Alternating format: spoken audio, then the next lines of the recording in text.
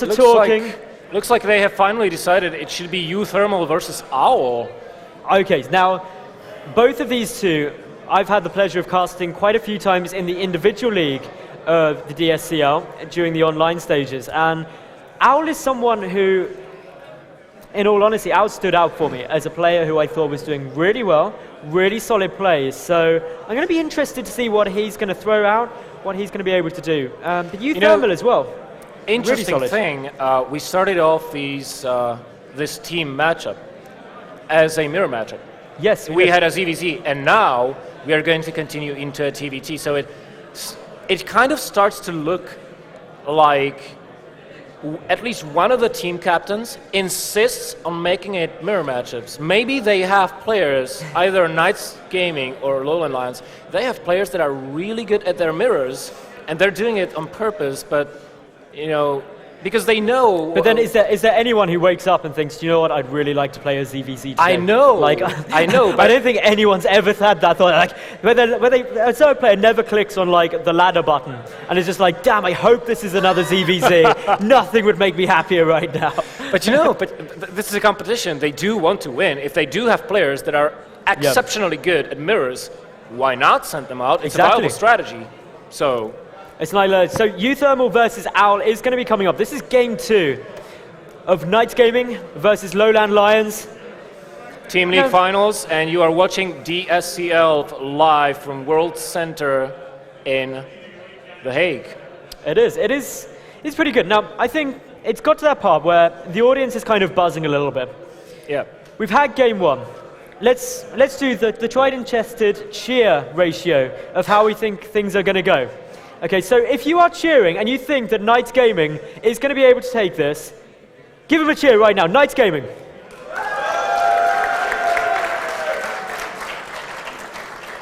Okay, that was pretty good. And who thinks LowLandLions, one of the top Dutch teams in StarCraft 2, is going to take this clash? Cheer for them. I'd say that's fairly equal. Like, the audience is either split or they just are cheering everyone. They've got to that point, like, the bar's been open for a while and they're just like, they hear us say cheer and they just do it. Like, yeah, like. We trained them well over the day. Like, it's slowly and suggestive. Like, but, oh, we're loading in. We're loading in. The map is going to be Whirlwind, which is a fairly exciting map for TVT, I think. Yeah, definitely. Drops are viable on it. There's lots of bases. Yeah. If you want to take it to be like 20 minutes long, you can do that if you will wait to see, but... So, would you switch the roles with me this time, and would you introduce the players this time around? I would love to do so. So, spawning in the top left position from LowLandLions, we have U-Thermal.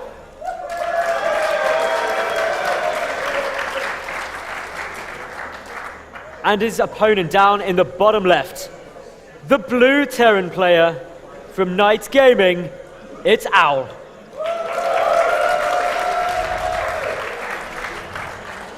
Now, it must be worth saying that in the individual league, Terran are rather underrepresented. Oh, so it's good. That's an understatement. That might if be I an ever heard one. Yeah, it's okay. Look, I reckon let me ask you a question. What's the number of Terrans in the individual leagues of DSCL? 0. Say that again. 0. Louder. Okay, there's none. Okay, fine. Cool. Look, there aren't any, but it's a conspiracy. I'm telling you. Conspiracy. Okay? Yes, it's the same with the GSL and all these major events. Terran players do really well, and then at the last hurdle, just as Blizzard's sitting there thinking like, maybe Widow Mines are too strong. They're just like, oh, we lost. No, we can't be. Look, Zerg OP. It's a conspiracy. Oh, right. Don't nerf us. That is what it is. It's a conspiracy. So I was expecting some kind of organization is behind the conspiracy, but according to you, it's the players themselves. Yeah, Terrans. They have a secret chat. Oh wow. And they sit there like, you can't win. Is it like the cow level chat in Blizzard? Yeah, pretty much. Oh wow. Anyway, in this game so far, we've got 1 gas on both sides. 1 barracks just completing, and 1 command center. So basically, this can be anything from a Reaper opening to fast Hellions to Hellbat traps to anything in between, or maybe a fast Sim push. Just going to be looking at production for now, actually. If we do see a Reaper on either side, we know pretty much what is going to happen. If we don't, then a factory is a high probability on either side. Yeah, it should be a relatively... SCV, go away. You're not going up there. The wall's up anyway. You're just going to die. It's not worth it. And it looks like it's going to be factory for both of these players. Already we see traditional / Uthermal laying the foundation of his down. And what's this SCV at his natural doing? Is it for a later scout? I'm just keeping an eye on that because you do have to... Whenever you see a worker early game just sitting in a slightly out of the way position, it could just be taking a look, say, okay, you're getting a command center, because there's been no scout out on the gas, remember. Alternatively, it could be up to something sneaky. You have to be careful with these SCVs. They do nasty things to you. Not as bad as probes, though. Probes always ruin your day. So we do have the reactor going down on the barracks for Owl. He will probably end up switching that as soon as the factory finishes. Interestingly enough, no reactor going down for traditional. Instead, he saved up the gas and he's going straight into the starports. Yeah, starport. This is fine. It's going to be a really early drop lane. Okay, straight away. Whether we get a couple of it would probably be a Hellion drop at the same time as getting some marine pressure, which is really nice opening. It could also be, well, you can transition that out into, of course, Hellbat drops later game if you want to. That could be really good. But you know, he's gonna have maybe 2 Hellions, maybe 4 Hellions by the time the medevac comes out. The thing is that tribal distance by air, I mean, he did scout where his opponent is, and he knows it's a little bit closer by air. That's one thing. Another thing, medevacs have boosters.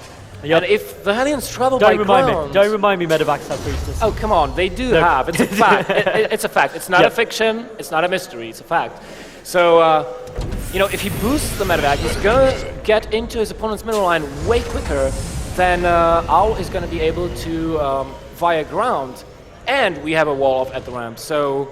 Yeah, these Marines, they aren't going to have too much fun getting up there. That's a good point. The medevac can grant vision up on the high ground. The big thing to watch is what they do after this. Both players being very aggressive in their strategies overall, which is something which if you look at regular TVTs, it tends to be a relatively early on command center, which we are getting those additional CCs coming down for Owl, but Uthermal at the moment, he's sitting back, he's wanting to do some damage with this. We've got, well, straight away the drop coming in. The medevac. I don't think he... I think he didn't see it. Now he sees it, but the Hellions are making their way already towards the middle line. Not gonna get any SCV kills though, as Owl is in perfect position to recall this. And now he's going to try to fry himself some Marines. He needs a little bit more units though. Having that Viking out though is perfect for him just now, because that forces the medevac not to come too close, unable to heal those Marines. That might be the edge he needs to take this fight as cost efficiently as possible for him. He could do. The big thing which I've just noticed is the armories coming down. So Hellbats are going to be on the field shortly. And that's when things get really exciting. That's when a drop goes from being dangerous to deadly. And this Viking from Owl, it's a really smart move. It's really shutting down the medevac play, any chance of any drops coming in. And that is... Uthermal banked a lot on that. All of his play was revolving around it. Oh, the Viking, he's trying to break out, lands the Viking, gets a free shot onto the Hellions, killing one of them before any units go down.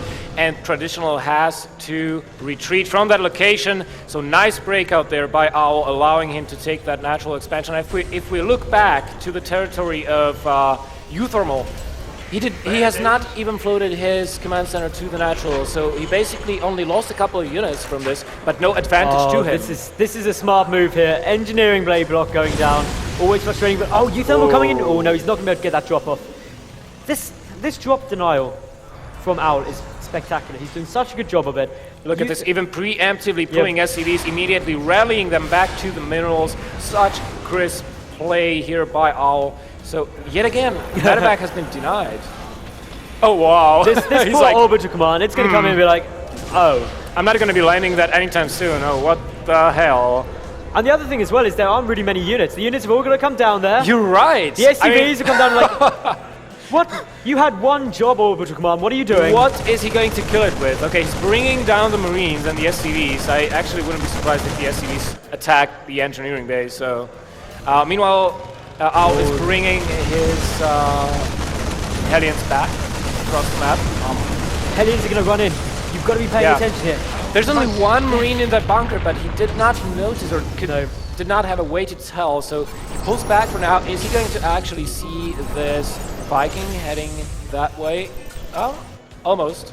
Transformation Yeah, it systems. hasn't quite been seen yet, but it's not a huge issue. They're just it's Viking on Viking at the moment. Just want to get that S priority, because although you've got a Viking out as Owl or as Uthermal, you're not going to be able to drop effectively. So you want to make sure that that does get taken out. Upgrade-wise, we can see the +1 infantry weapons is nearly complete for Uthermal. +1 vehicle weapons on its way out for Owl. So very different strategies going to be employed by these two players. It's always really exciting. Very different. Does go down there. Very different. Nice scan time there from Uthermal. I mean, one of these guys, Uthermal in question, is going Bio by the looks of it, and his opponent Owl is going Mech. That's a viable choice on Whirlwind, but you know, the way you beat Mech is a lot of harassment, abusing your mobility and dropping. It can be a little bit tricky though, because now with Hellbats in play, having the ability to being healed by medevacs, you know, both players have access to those drops, and Hellbats are equally dangerous on both sides, whether you are going Bio or Mech. The other thing that's worth noting as well, that Viking that came out for Owl is so critical. He knows the Mech is vulnerable to this. Oh, hidden expansion. Wow. You always have to whisper that. Don't want to give it away. Don't want to give it away. It's sneaky. It's stealthy. But yeah, this is going to be exciting. And it's very unlikely that that will go scouted. And as such, it could run into... It could really influence this game if we get that far. Meanwhile, a drop is about to come into the main base. Missile turrets are there, but in the wrong spot. That means this drop far away. He could actually get this armory if he so chooses. There are only Marines in this drop, so he doesn't have to go for the SCVs. Will he decide to target something down? Yes, he is targeting down the armory. He does not want very many Hellbats nor upgrades to be rolling out of there, and he will probably get it. Viking killing the other drop that was trying to head into the natural. The armor is being repaired in time, so he will not kill it off. Again, very nice defense by Owl. He's basically... nearly lost that medevac. That was close, man. That was. But I think this is really smart play by Owl as well, because the key thing that he's done is he's got quite a few Vikings out, lots of missile turrets around, because if you're going Mech, you're vulnerable to drops. So he's making sure drops don't go down. And if he manages, and as he's achieving that, it just means that he's in a really solid spot. He's slowly building up his supplies. We've already got a supply advantage with this Mech force. He's got the upgrades equal. Stim is done on Uthermal's side. But the third bases, they could make a really big difference to this game. I mean, I have to say, Owl is just shutting everything to Uthermal is trying against him down. Like, hard. And right now, I think Owl just considers, well, I'm just going to move out. I'm going to continue, try to put a little bit of hurt on you, get a foothold on your territory, and see how you like that. So he does siege up his tanks, and those Hellbats are trying to keep the tanks safe, of course. Now the Marines, when they get close to those Hellbats, oh my god, Owl, what are you doing moving forward without the tank siege up? But he does have a huge tank advantage right here, and the small force of Bio is not going to break through this anytime soon. That was a really nice little move there by Owl. It meant that he took out the tanks. There's now no tanks, but unsieging could get caught by these Marines in orders. They are going to focus the tanks as fast as possible. The Hellbats deal a nice bit of damage there. And that is what you want. You want to keep those Hellbats, keeping the tanks safe. So this tank count is critical to Owl if you want to keep this push going, and he is still moving forward. Yeah, army supply is dead even for both of these players, but when you have a dead even army supply, Bio versus Mech is not going good for you if you're playing Bio. So the tanks are in a really good position as well. Bio trying to chase down some of these Hellbats down, trying to limit the potential for damage to his own units as much as possible, but he should have chased them down properly, not let them get into the mineral line. Yeah, it's damage done-wise. 12 workers have been killed so far by Uthermal, 6 for Owl. So if we take a look at the worker count, 67 to 60, slight advantage coming for Owl there. Plus, they're on equal bases, it's all good. Tanks are sieging up. If Owl is able to take out this base, he is going to be in a brilliant spot. He's got so many Vikings to snipe off medevacs. There's only 4 medevacs on the field as it stands. That is a big problem for him. And if Uthermal can't get that medevac count up, the tanks are going to annihilate that infantry, especially after they start stimming. But this is potentially a really nice attack angle. They're going to be trying to come in from all angles. Scans going down, left, right, everywhere. Coming from the back, trying to take out the tanks. Will he be able to do it? Yes, he will. Yes, he Annihilate will. those He will tanks. take out all the forces here and just proceed to wreak havoc. Very nice move there from Thermal indeed. Just dividing his army perfectly, getting that backstab. Yep. That was exactly the flank he needed. This is how you play against tanks. You have to avoid the brunt of the damage. You have to avoid the vanguard and strike from the back. Indeed, and that was perfectly executed by Thermal. That really brought him nicely back into that game. He kept his third base up. Worker count-wise, he's still behind. That's the one thing that he needs to do. He needs to keep up his SCV production, which he is doing, so he will catch up. We've got another command center coming down at the moment for Owl. This watchtower in the center, it's not too critical in terms of the movements, but the big thing that Thermal was doing is he's preventing Owl getting off that kind of maxed out mech force. And while he does that, it's going to be very tough for Owl to move out. He's trying to edge his way forward piece by piece, constantly scanning, trying to find out where the position of the tanks is. The tanks have a really nice position, I have to say, really advantageous. So, traditional slash Thermal, he's trying to go around from the top. This is the angle he needs. He's going to position himself between the would-be third base of Owl and his tanks. This is a really nice position for him. He is going to take out the Hellbats, and the rest of the force would have to be repositioned because he could pick off one tank or two. They're not in a line, they're in a row, so... Oh, this Marine, that hero Marine scouting out the hidden third base. He deserves some credit for that. So now, what did look like an exceptionally late third is now a very early fourth. Will take quite a bit of damage. Needs to be careful, is he going to lift that in time? No, he's not, he gets sniped down. He does. You can't afford to be doing that. That is not what you want. So I wonder now, is he going to... Yes, he is. He is going for the hidden base. He will knock that out. That will be 2 bases for 0 traded in a space of 1 minute. This will be huge for Thermal. This will actually put him ahead. Yeah, it will. It's putting him in a lovely spot. Yes, you can make the argument that all the mules are being pulled down to that bottom right base, so there's more minerals at his natural and main than there would have been for his opponent, but those are minor he's things. getting a flank on the unsieged tanks, but Owl sieging up just in timing, and Thermal having to pull back. He's going to try again. Is Owl seriously pulling his SCVs here? He's going for it. He knows he's got to, and he's trying to make it work. He is pushing those tanks even further forward. In terms of the army supply at the moment, it's 126 for Thermal to just 75 of Owl. The big thing, though, is the tank count.